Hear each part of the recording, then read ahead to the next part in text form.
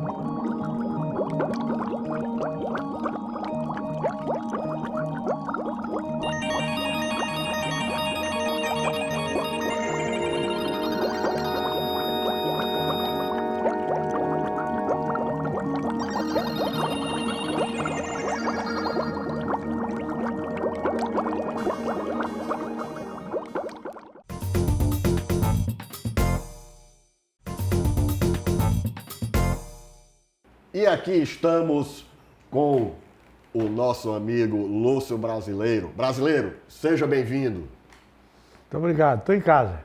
Em casa. E, Lúcio, eu estou gostando aqui da gente conversar aqui, bater esse papo, né? Principalmente na ambiência do Náutico Atlético Cearense. Tem muito a ver com a tua história, não é, aqui? Muito, foi o único clube que eu fui sócio pagante. E depois, muitos anos depois, sócio honorário e sócio benemérito. Quem são, assim, os beneméritos, assim? Pedro Coelho, Ari Araripe e Meton César. Você vê, por exemplo, que eu não podia nunca pretender ser grande benemérito para concorrer com essa turma, né? Em serviços prestados ao clube. Mas, por exemplo, muitos serviços você prestou aos clubes através da sua crônica social, não é? Porque é sempre num processo muito criativo seu, não é? Sim, mas também como assessor de vários presidentes. Foi. A quem eu dei mão técnica. Certo. Viu? Como Guedes, Joaquim Guedes, como o pai dele, Rui do Ceará, como mais recentemente o Jorge Medeiros, como hoje o Jadson Cruz. Foram pessoas que eu convivi na administração deles, entendeu? Com muito prazer e tenho certeza que fui útil. Agora, por exemplo, você pegou o Náutico, começou a frequentar aqui o Náutico, quem era o presidente? Você lembra? O presidente do Náutico, quando eu comecei a frequentar, era Romeu Aldigueri. Romeu. Da loja Flamas Variedades, né? A loja de variedades. Melhor. A Flama não foi o grande sucesso dele. O grande sucesso dele. Símbolo de distinção. A loja de variedades. Loja de variedades, Era um grande empresário e foi uma grande figura do Clube Diretor Lojistas. Agora, por exemplo, na tua história de clubes, né? Por exemplo, você vem teve da turma do Líbano. Também, sobretudo o Líbano antigo. Que era na Rua Barbosa com Santos Dumont.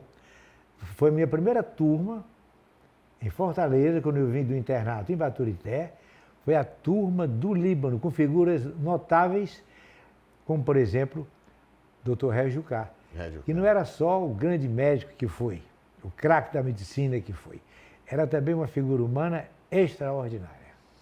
Mas, assim, fora ele, era uma turma grande, né? Que daí surgiram grandes amizades, né? De longos tempos. Bom, eram os 12. 6 já partiram e 6 estamos ainda por aqui. Qual era a esquina ali, Santos Dumont com o Rui Barbosa? Tinha a casa do Alberto Machado? Era ali.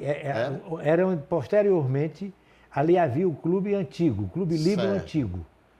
E então essa casa foi derrubada e na esquina surgiu, alguns anos depois, a casa de Alberto e Valdívia Machado. Certo, então, e hoje, pena aquela casa tão bonita que era, né? Assim, mas... Era a mais bonita e eu promovi lá um baile da Glambuguel, trazendo o maior cantor da noite do Rio, Murilinho de Almeida, que havia prometido à dona Olga que viria fazer uma festa para ela, a primeira-dama. Então eu disse, dona Olga, a senhora não vai ter tempo de fazer festa coisa nenhuma. A senhora cede o Murilinho de Almeida? Ela disse, pois não. Eu fui ao Rio, me apresentei, olha, eu sou o representante da primeira-dama, dona Olga Barroso. Ele aceitou, veio sem ônus para mim, porque ele viria sem ônus para a primeira-dama. E interessante porque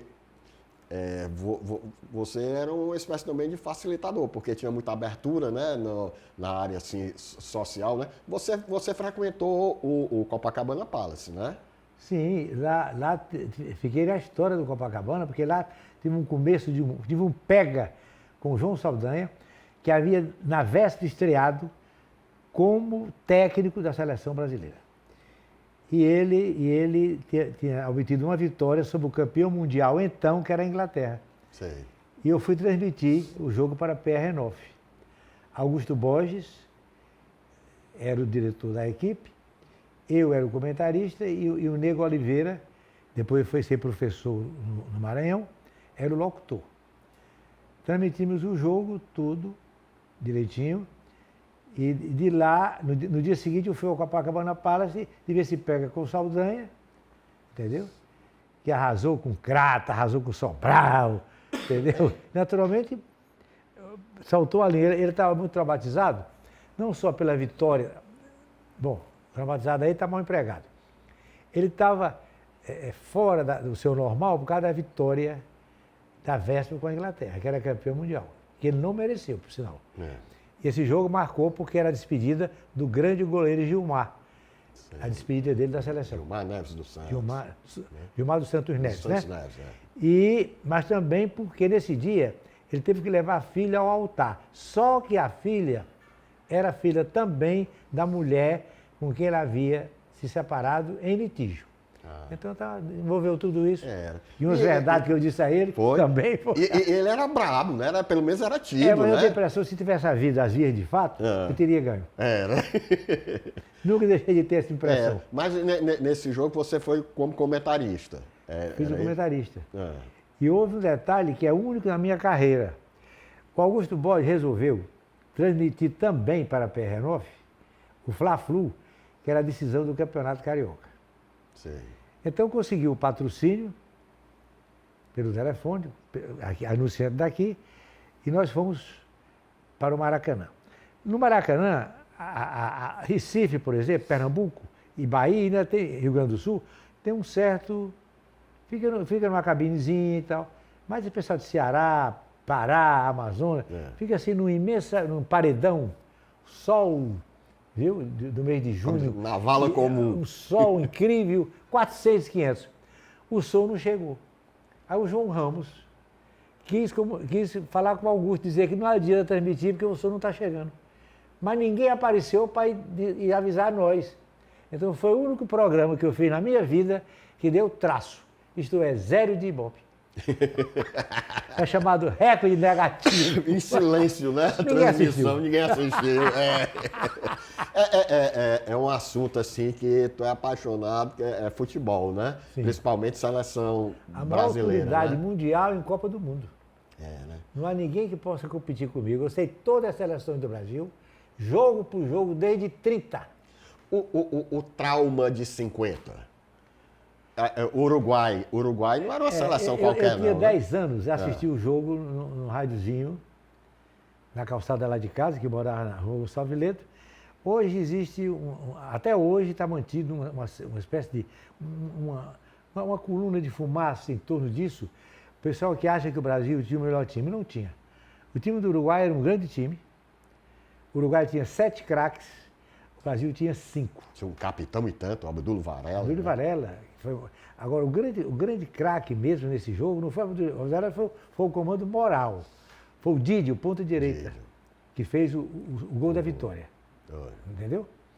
Agora, eu discuti inclusive com o Ademir, com o Zizinho, com o Jair da Rosa Pinto, com o Bauer, com o próprio treinador Flávio Costa. Eu discuti esse assunto, dizendo que o Uruguai tinha time melhor do que o Brasil. Entendeu? E há uma coisa também, o Brasil fez um jogo com a Espanha, o jogo com o Uruguai foi um domingo. O jogo com a Espanha foi numa quinta-feira.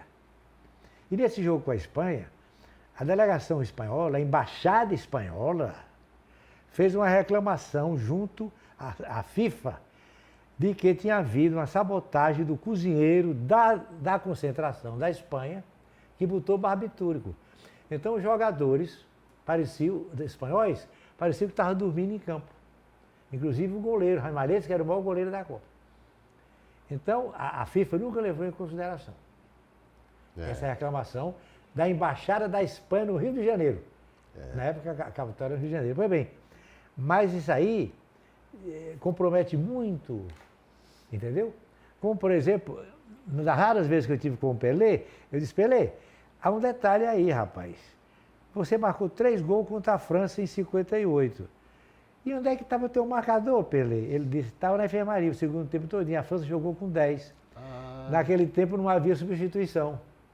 A primeira substituição que houve em Copa do Mundo foi na Copa de 70. Quando, aos 29 minutos do primeiro tempo, Gerson saiu e entrou o Paulo César Caju. Primeira vez. Então, em 50, a França teve que jogar com 10 no segundo tempo. A França tinha um grande time e tinha que ganhar aquele jogo. O artilheiro da Copa foi da França, né? Fontaine. Fontaine, né? Não, e todo o time, esse jogador Vincent, que era o marcador do Pelé, sim, eles botaram o Vincent para fora de campo, porque uma patada que o Vavá deu nele. Ele não voltou mais para o campo. Aí voltou e foi para a ponta esquerda e depois de 5 minutos foi para a enfermaria de novo. Então até eu, doutorzinho, marca 3 gols desse jeito. Esse negócio do barbitúrico, tudo, depois o Brasil foi vítima, né? Pelo menos o Branco, né? Falou que na Copa do Mundo com a Argentina, que deram água, o massagista, né? Deu água para eles beberem e tudo e ficaram. O que existe, a Copa, uma das duas que eu assisti ao vivo foi a Copa de 78, na Argentina. Sim. Então inventaram a história de campeão moral, mas não existe esse campeão moral. A Argentina tinha um grande time. A Argentina tinha um grande time. E sabe quem não fez nada nessa Copa? Sim. O Zico. O Zico, né? Há jogador de seleção e há jogador de Copa. Jogador de Copa, Clodoaldo, no time do Santos não era grande coisa, mas brilhou na Copa de 70. Ele era jogador de seleção. O Gilmar, que nós falamos... o Gilmar era jogador de seleção. De seleção. No clube, ele quando foi convocado em 62, que ele já era do Santos, ele era reserva do Santos. Mas na seleção ele crescia. Entendeu? Já o Castilho, né, dizem que na seleção nunca tremeu no jogo com a Hungria. O Didi confirmou para mim, o grande Didi, confirmou para mim no jantar, que eram uns homenageados, no Hotel Marina, que é produzido pelo nosso cofreiro, o Sérgio Ponte. Sérgio Ponte. Eu conversando com ele, ele disse, não, o Castilho tremeu. Tremeu no gol do Brasil contra a Hungria. Didi era um príncipe, chamava-se príncipe etíope, né? Era elegante, né? Ele jogando. Fez um casamento maravilhoso com a Guiomar, casamento de coisa de elite, entendeu? Começa que Jogou Real Madrid. Hein? Jogou Real Madrid, não foi? Mas aí ele palhaçou, aí fracassou. Foi. A grande estrela do Real Madrid foi o Di Stéfano. Argentino. Di Stéfano não jogou nessa Copa. Foi jogar pela Espanha, naquele tempo podia. Você se naturalizava e jogava, né? O Mazzola, né? Por exemplo, o Mazzola, que começou sendo centroavante do Brasil em 58, em 62 ele defendeu a Itália. Como Altafine, né? Como Altafine. E hoje, o futebol hoje é muito diferente daquela época? Né? Total, né? Olha, eu vi ontem um jogo bem recente do Brasil com o Japão. Quando o Brasil precisa de pênalti para ganhar do Japão, que ninguém no Japão sabe se a bola é redonda ou quadrada até hoje. Então isso significa que é que vale? Vale nada, né? Hoje é um negócio comercial. Puramente comercial. Antigamente a seleção brasileira era aquela... Todo mundo era apaixonado, mas parece que virou empresa, né? Não sei, né? Fica, né? Já apareceram os grandes diretores. Aqui no Ceará, por exemplo, Canamari Ribeiro, que era o presidente do América. Sei. O América chegou a ser um grande time. Chegou. Mas eu não sei se você pegou essa fase que eu estou falando, não. Estou falando no ano de 1950. Ah, não. A fase que eu peguei boa do América é 66. Que era a S de Borba. Hélio, Jarbas e Heródoto. Peixoto, Aristóbulo e Coimbra. O Biratã, Manuel de Ferro, Paulo Porto, Naís e Gilberto. Esse foi o time que ganhou do Ceará no torneio aberto e disputou o Campeonato Cearense de 1950. Presidente, um grande advogado, doutor Canamari Ribeiro. Agora, por exemplo, também na década de 50, o Calouros do Ar, né, era bom, né? Chegou a ter uma fasezinha, uma né? fasezinha, porque o goleiro era o Chico Martins. Não, agora quem foi realmente grande, fora Fortaleza e Ceará, é o Ferroviário. Ferroviário, Era muito bom. Era. Ferroviário, grandes equipes, né? Ele fez tudo. Mas eu estava falando do América de 66, que foi campeão cearense em 1966 e também na década de 60, no basquete, formou uma grande equipe, tudo que era a S de Borba, na direção Zé Lino da Silveira e Marcílio Brown, né? Sem dúvida.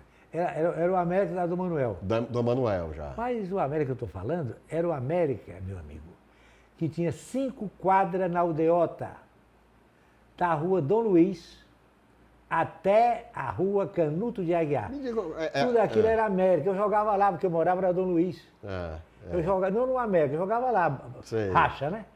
Tinha um campo, um bom campo, arquibancada de madeira, mas tinha um bom campo. Mas tem alguma coisa a ver com o Campo do América, que chamava? Não, aquilo é um engano que há geográfico. Tá. O Campo do América, que chama, é um bairro que fica perto do América. Ali, o América nunca jogou ali. Ali é um bairro.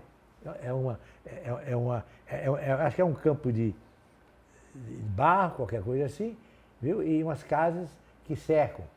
Aí chamado Campo do América. Aquilo é o bairro. Certo. Agora, o América, como eu lhe disse, era Dom Luiz com Tiburcio Cavalcante, desce pela Tiburcio Cavalcante e vai parar na Canuto Aguiar. Sei demais. São 5 quadras. Isso pertencia ao América. América. Ali já pega pelo Canuto de Aguiar, tudo perto da casa do como é, rapaz? Da Patrolino Ribeiro, por ali. Patrolino talvez confrontasse com a ponta do América, porque o América começava na Dom Luiz e descia, em direção à praia. Por ali estava o Patrolino. Lúcio, mas também no futebol, eu sei que é uma das suas paixões, mas outra paixão sua é o cinema, né? Eu fui da época que Fortaleza tinha 17 cinemas. 17? 17 cinemas. Não significa dizer que você tinha 17 opções do filme. Por quê? Porque tinha cinema que eram nos bairros afastados. Por exemplo, o Cine Nazaré era em Otávio Bonfim. Entendeu? Fizeram até um filme sobre ele agora. Sobre o quê? Sobre esse filme? O Cine Nazaré? Bom, então é o seguinte, tinha a fábrica Siqueira Gugel. Sim. E do lado Sertão tinha... Eu tenho a impressão que seria, mal comparando, se você andasse um pouco para a Praça do Ferreira, você cruzaria com a rua Zé Bastos. Tem impressão. Certo. Viu? Mas ali tinha o Cine Nazaré, que dava as costas para o leste. Sim. E dava a frente para o oeste, digamos, Sobral. Certo. Entendeu? Tinha o Cine Otávio Bonfim, que era na praça, em Otávio Bonfim, o Cine Familiar, que era dos padres. Então, ali tinha 2 cinemas, correto? Certo. Tinha o Cine Santos Dumont, que era na praça ali do Colégio vizinho Militar? ao Cristo Rei. Ao Cristo Rei, E de frente ao Colégio Militar. Esse Cine Santos Dumont pertencia aos padres jesuítas. Entendeu? Tinha o Cine Ventura, que era na Barão de Student, que era do Ventura em sociedade com o seu Severino Ribeiro. Na Barão de Student, por ali. Esquina com Cena Madureira. Rua Cena Madureira. Pois bem. Tinha o Cine Rex, que era da turma jovem. Tinha o Cine Moderno, que era quase da Praça do Ferreira, pela Morra Facundo. Tinha o Cine Majestic, que era na Praça do Ferreira. Tinha o Cine Diogo, que era na Barão do Rio Branco. Olhe bem. Tinha o Cine Messejana, que era no chamado calçamento de Messejana. Tinha o Cine Joaquim Távora, em Joaquim Távora. E tinha os cinemas que um camarada muito audacioso, chamado era Barro Leal, ele começou a abrir cinema para enfrentar o Severiano. Então ele abriu Jangada, Samburá? Na Floriano Peixoto, ele abriu Jangada, ele abriu o Samburá na Major Facundo. Vizinho praticamente, não era? Não? Sim, e abriu Araçanga na Pontes Vieira, abriu o Cine Toaçu, pouca gente sabe que a Praça do Zé de Alencar tinha um cinema, Cine Toaçu, que era desse Amadeu Barro Leal. Tá, um campeão em audácia para enfrentar, por querer pretender e conseguir enfrentar o Severiano Ribeiro. Beber um copinho d'água, né? Aí a gente volta já.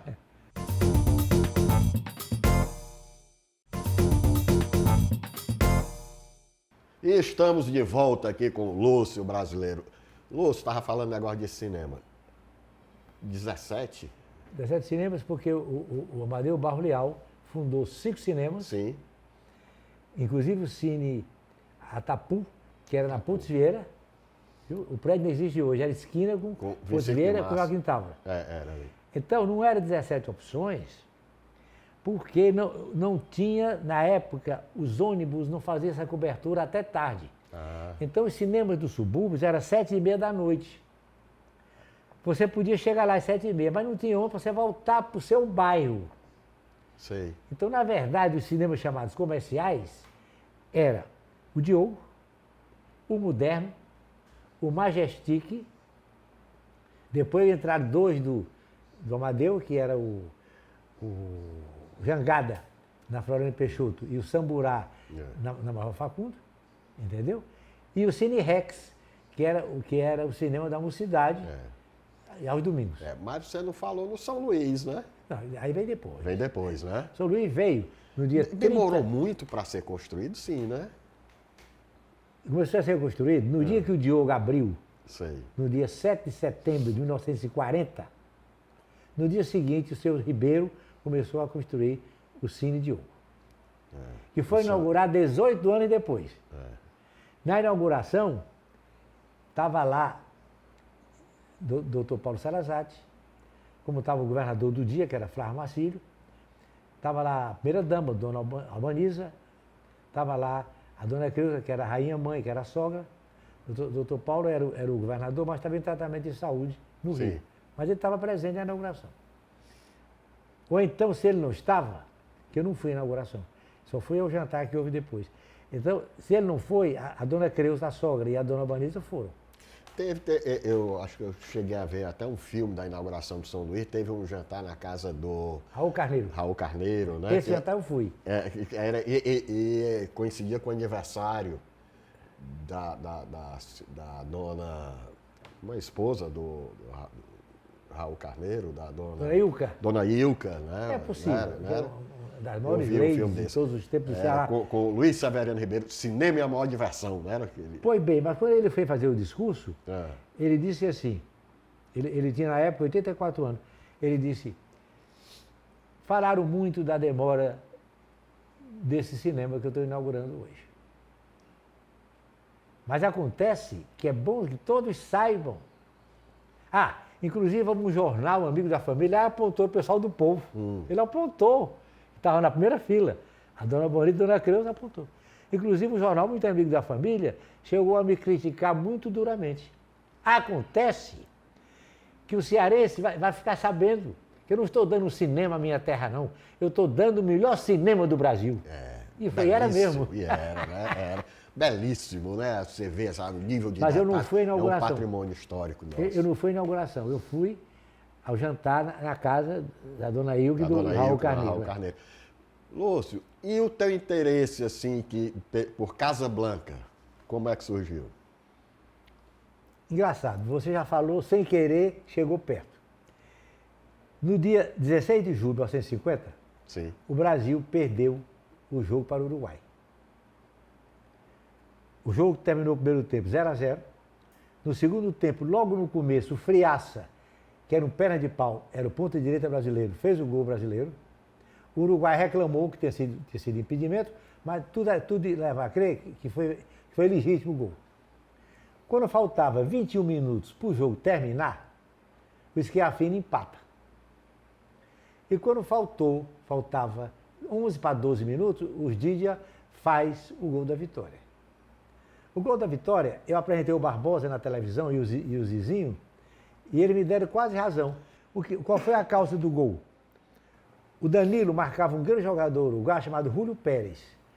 O Júlio Pérez, o Jair, o Júlio Pérez, toma a bola do Jair e dá para o Abdúlio Varela toma a bola do Jair e passa a bola para o Júlio Pérez, o Abdúlio Varela.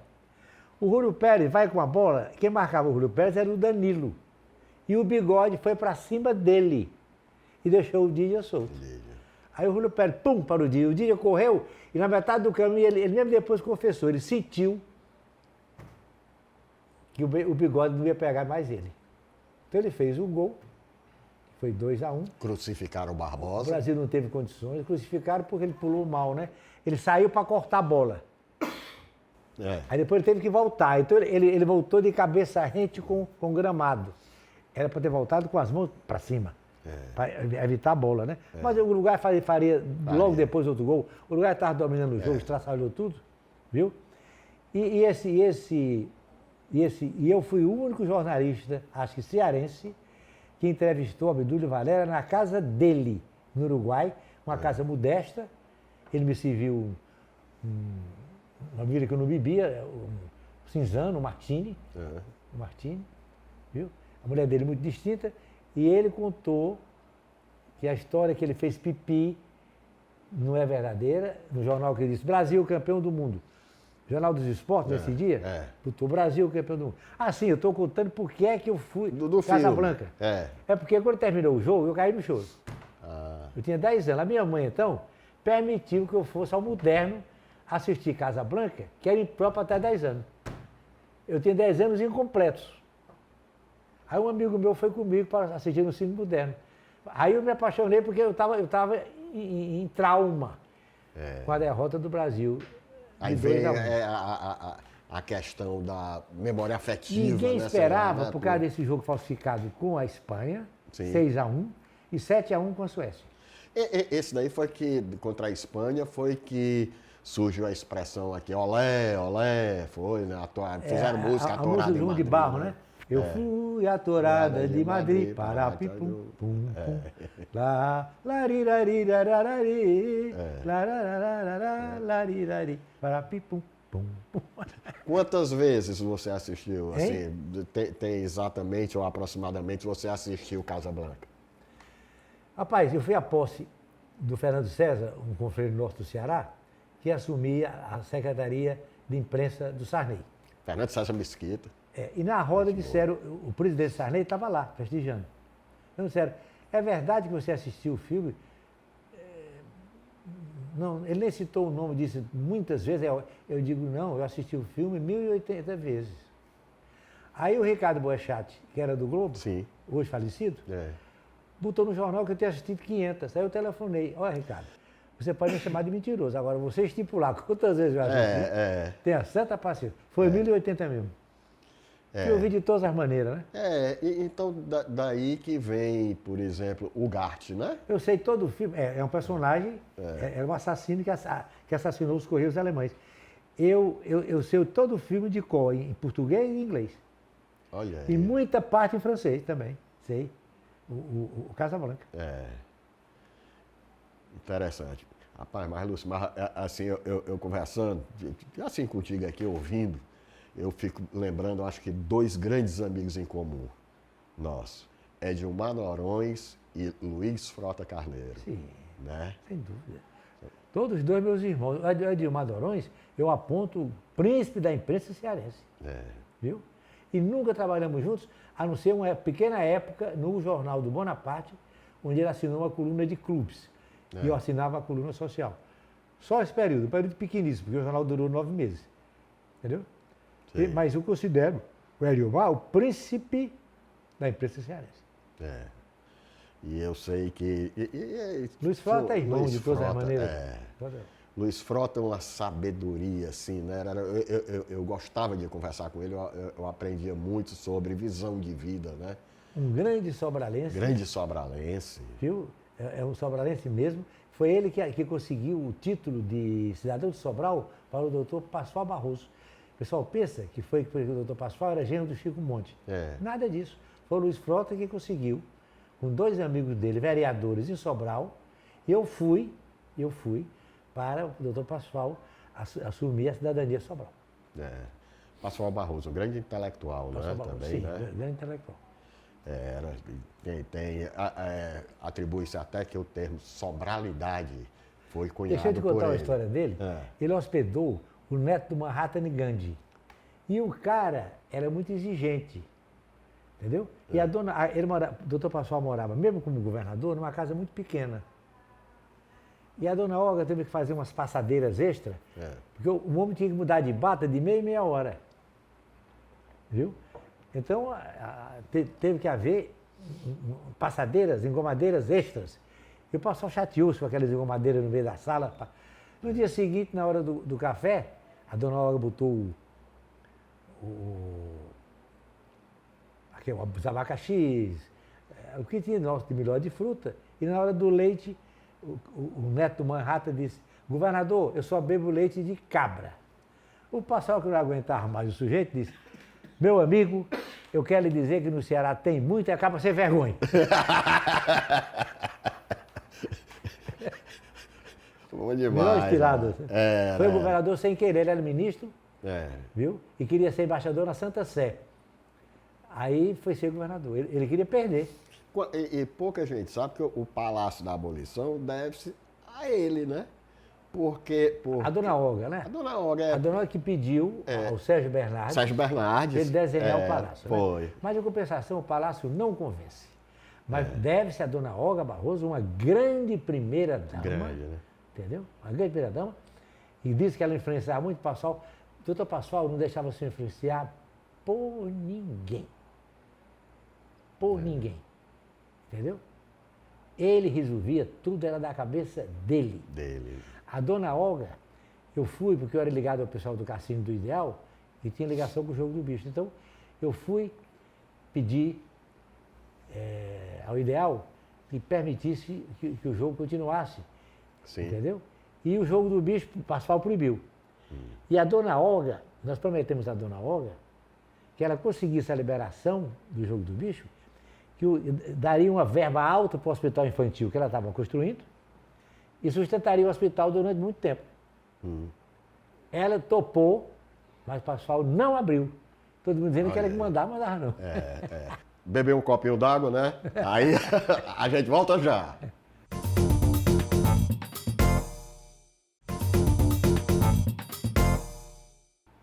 E voltando agora para o terceiro bloco com Lúcio Brasileiro. Lúcio, quando foi que surgiu o Lúcio Brasileiro? Olha, eu tinha 15 anos quando resolvi me oferecer à Gazeta de Notícias, que era um matutino. Naquela época tinha os matutinos e vespertinos, jornais que saíam de manhã e jornais que saíam de tarde. A Gazeta era matutino, saía de manhã. Então eu fui me oferecer, às 6 horas da tarde, ao editor. Na época não se dizia editor, dizia redator-chefe. Então um camarada chamado Antônio Dias disse: olha, rapaz, quem resolve isso é o Luiz Campos, e ele só vem às 8 horas. Eu fui ao Diogo, assisti o cinema, isso de calça curta, hein? E voltei para lá, estava o Luiz Campos, e já sabia na redação que tinha aparecido no Paulismo Social, que os diretores eram contra. Aí o Luiz Campos teve que lutar para que eu fosse aceito. Não era nada contra mim. Como divisão, né, o Luiz Campos? Sim, porque ele queria que o jornal, a Gazeta, que tinha um bom público leitor, entrasse no Ideal Clube.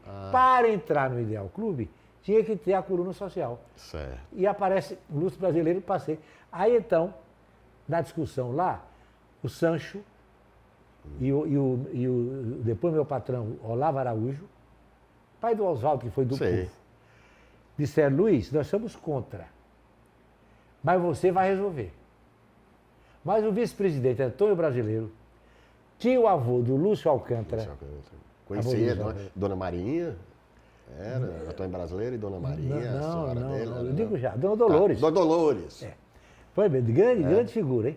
Então o que aconteceu foi o seguinte, na discussão, o Antônio Brasileiro foi renitente e não continuou sendo contra. E o Luiz Campos ficou rouco em defender o meu ingresso. Quando ele chegou na redação, ele disse, vou me vingar do Antônio Brasileiro. O nome desse rapaz vai ser Brasileiro. Aí um publicitário, não sei se você conheceu, porque é da velha guarda, né? Heitor Costa Lima, bota Lúcio. Depois de 2 dias, eu pego o jornal, tá lá, Lúcio Brasileiro. Homenagem ao Antônio Brasileiro. E o verdadeiro Lúcio Brasileiro é o Lúcio Alcântara, que foi governador. Porque ele é brasileiro. A Dona Dolores era assim, Maria Dolores Brasileiro de Alcântara. Ela casou com Valdemar Alcântara e Silva. Entendeu? Então, ela podia optar em ficar Maria Dolores Alcântara e Alcântara, porque o Valdemar também era Alcântara, e ela era Alcântara, ou então botar o Silva no meio. Ela preferiu ficar com o nome todo Valdemar. Mas quando o Lúcio Alcântara nasceu, o único varão deles, era para ser Lúcio, Alcântara e Alcântara. Ou então, Lúcio Brasileiro de Alcântara. Então, ele é o verdadeiro Lúcio Brasileiro. Agora, eu acho interessante na tua trajetória, Lúcio, porque não é só contar o tempo que você está aí escrevendo diariamente, não. Mas é pelo teu processo criativo, o que você inovou, o que você ditou aqui para a sociedade, a partir da sociedade cearense aqui. Não é? Por exemplo, até questão de costumes, comportamentos, né? Hoje o meu programa da CBN é respondendo exatamente as perguntas de comportamento. Por exemplo, eu dou um espirro na mesa do jantar. Eu posso puxar o lenço? Não. Não se usa lenço em mesa de jantar. Será sempre o guardanapo. O dono da casa, ou se for num clube, o garçom, se encarregará de trazer outro guardanapo. Mas não se usa lenço em mesa. Agora, tem uma coisa interessante que eu acho. Aí é que vem. Você vê quando a pessoa faz sucesso, quando, por exemplo, um produto faz sucesso. O Campari é um bitter, né? Mas você pede um Campari, né? Tudo. Uma lâmina de barbear, né? Muito tempo, deu uma Gillette, tudo. Tá? Teve uma época que as famílias diziam assim, passa o Lúcio Brasileiro. Era o paliteiro. Não teve isso? Como é a história? Isso é bom demais. Isso é cultura urbana mesmo. Tem assim, histórias que tem tanto charme que merecem ser verdadeiras. Merece. Mas não tem a história do palito que é para estar no banheiro, né? Você não era... Que não pode. Tudo, o programa rapaz, é um negócio que me deixa muito orgulhoso e feliz. É só 1 minuto. 1 minuto, Viu? Mas é um negócio que... Como é que a Sônia Pereira usa muito, hoje se usa muito? Bombou. O programa bombou. 1 minuto só. De segunda a sexta, 1 minuto. Olha, Moreira Campos, ele falava que, quando ele falava assim da escrita, o poder da síntese, que tinha que ser exercitado, porque futuramente ele dizia assim, olha, 1 minuto hoje, por exemplo, pega na internet, um filme de 1 minuto é uma longa-metragem até, né? Tudo. Então se diz muito, né? Você tem um poder de síntese, né? Assim como você tem, por exemplo, um texto seu, muita gente identifica, você não precisa nem assinar, né? Tanto é escrito ou verbalizado, né? É leve, né? É leve. É bem leve. light. E tem aqueles termos, né? Quando você vê que o público adota, né? Isso é né? Tem muita coisa aí, por exemplo, o governo do Vigílio, o apelidei de veterano, ele próprio adotava. Agora você pega um livro de história, quando fala no tempo dele, remete, né? Isso é uma coisa Eu criei recentemente, quando eu comecei o programa na rádio, há uns 2 anos, um slogan para o Dias Branco. Dias Branco, sempre de braços abertos para crescer. Ô povo bom, Dias Branco, né? Tudo era. Ó, sempre braços abertos. Lúcio, agora, por exemplo, eu acho também você contribuiu muito para o entendimento, a compreensão aqui, vamos dizer, principalmente aqui do fortalezense, né? Que é a nossa ambiência, do que seja elegância, né? Sim, por exemplo, uma mulher, a mulher pode ser bem vestida, mas não ser elegante. Entendeu? Uma mulher que o marido é barrigudo e ela não faz nada para diminuir a barriga do marido, ela pode vestir caríssimo, mas não é elegante. Elegante é um conjunto, eu quase que diria, das minhas elegantes, eu toda a vida fui obrigado a botar, porque se eu não botasse eu saía perdendo, porque todas mereciam. Eu nunca deixei ninguém na dúvida. Quem estava na dúvida, eu punha logo numa lista à parte, mas não de elegante. Eu me lembro que a sociedade assim, fortalezense, né, já aguardava a tua lista, né? Especulava quem seria do ano, né? Os 10 por mais causa do critério. Os critérios. O critério sem procurar puxar ninguém, nada. Era tudo por merecer. Entendeu? Por merecer. Lúcio, agora, como é que funciona, por exemplo, o cronista social, né?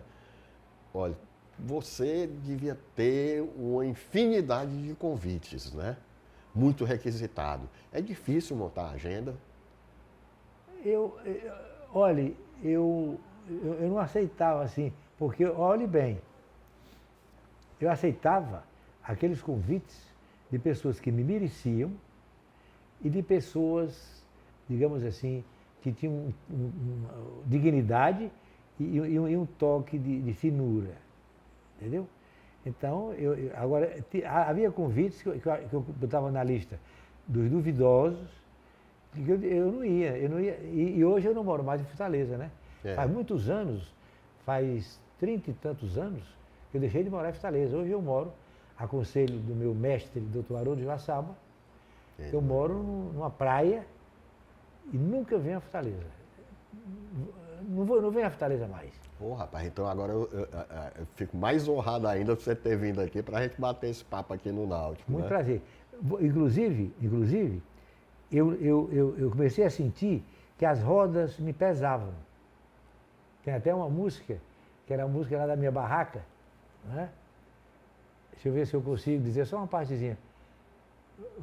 Você notou. Isso aí é contra o mau comportamento das pessoas na roda, viu? Você notou como eu estou tão diferente. Você notou como eu estou tão diferente. A água lava tudo. A água só não lava a língua dessa gente. Rapaz, são muito irresponsáveis, rapaz. Todo boato vira a maior verdade do mundo.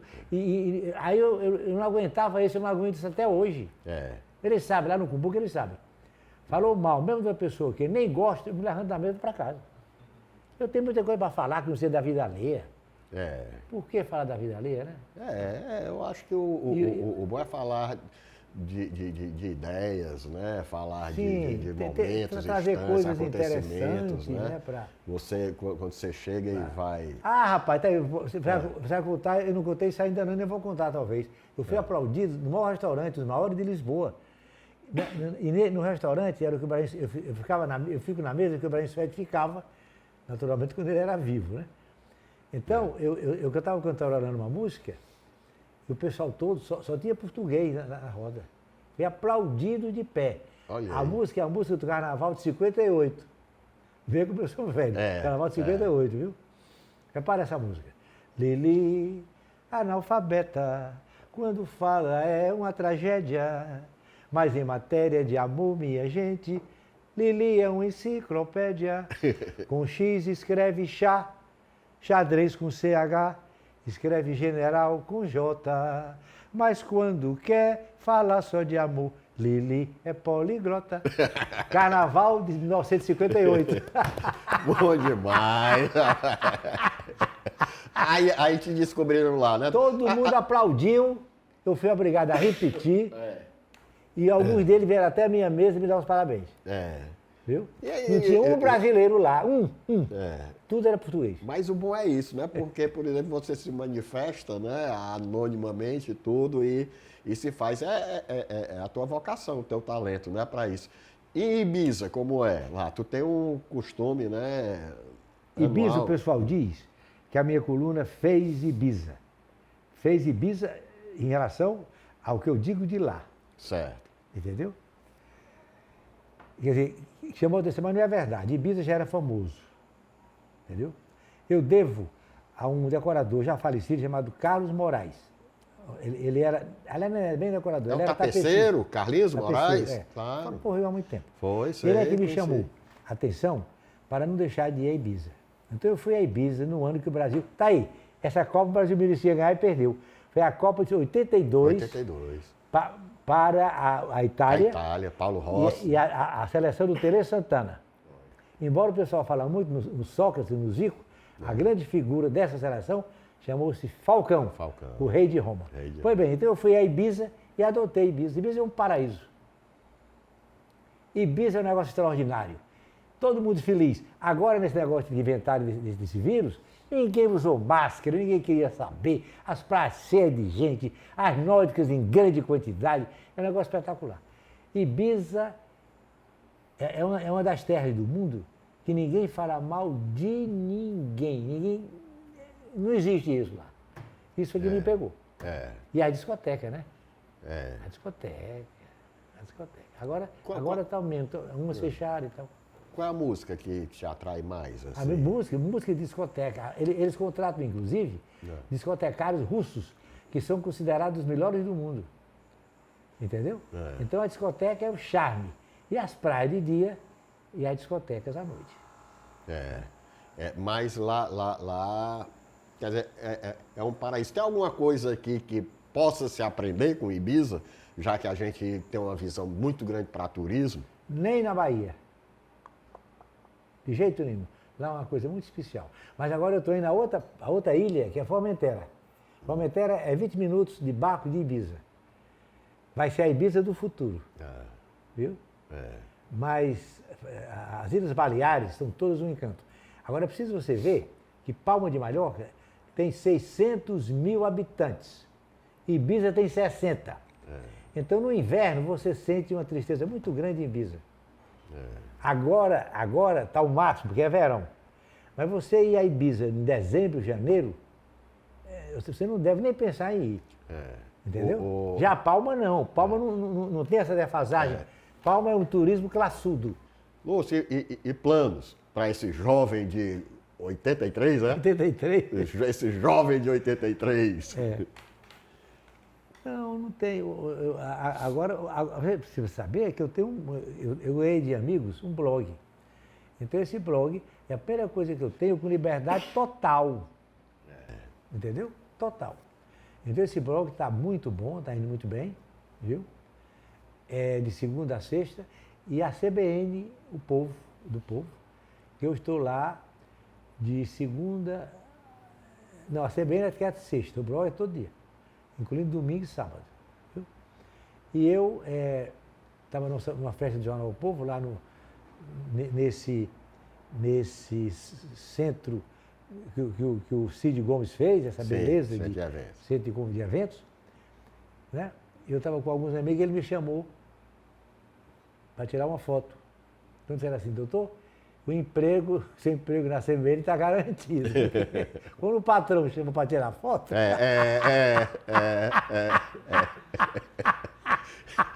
Eu estou me lembrando agora da história da gravata. Da gravata com o Manuel Eduardo Campos, Manuelito, mas né? a história não foi comigo, não. A história, né? Eu participei diretamente. O Manuelito viajou para a Europa a convite da Varig. Ele e a Eudine, mulher dele. Sim. Aí então, quando ele chegou, nós fomos esperar no aeroporto, dar as boas-vindas. E no dia seguinte o Lustrosa ligou, Lúcio, o Manuelito lhe trouxe alguma coisa para você? Eu disse, não. Ele disse, já sei, você é demitido. Eu digo, como? Porque ele me trouxe uma gravata. Eu digo, Lustrosa, quem vai ser demitido sou eu, porque ele não trouxe nada.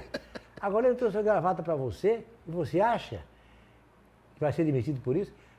Você não conhece o Manuelito.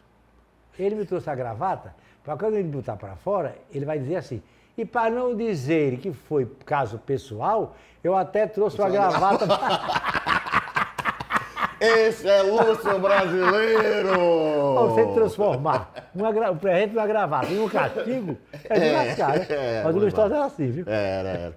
Lúcio, muito obrigado, viu? Pela sua disponibilidade, pelo aprendizado Inclusive, você aceitou a minha ideia de ser no Náutico, entendeu? Sim, claro. Que é a minha paixão. Na época não havia, morar na Dom Luiz, e não havia a Praça Portugal.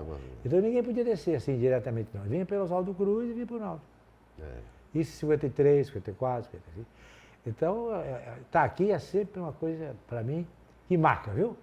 Fique certo que você fez um obséquio em me convidar e me trazer para cá. Obrigado. Esse é Lúcio Brasileiro. Até o próximo!